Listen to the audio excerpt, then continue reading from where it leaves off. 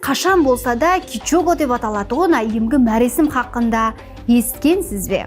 Бұл тек физикалық жұмыс емес, ал мәдениет һәм күштің белгісі. Кичого бұл Сири халқының Эфиопияда айымғы һәм күшлі мәдени дәстүрі есептелінеді. Бұл татуировка өнері болып, теріні кесіп, тыртықлы жаралар пайда ету арқылы әмелге асырылады. Ал бұл қандай мәресім дейтұғын болсаңыз, ол өспірімліктен үлкен дәуірге өтуді аңлатушы мәресім.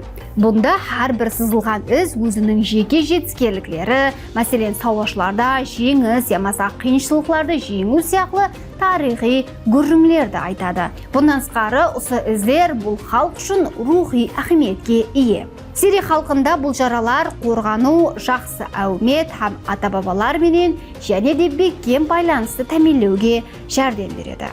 Кичого бұл шыдамлылық, мақтаныш һәм заманауи дүнияда өзінің мәдени тамырларына болған байланысты сақлаудың тымсалы. Сіз бұл мағлұматларды алдын естігенсіз бе? Пікірлеріңізді комментарийде жазып қалдырың.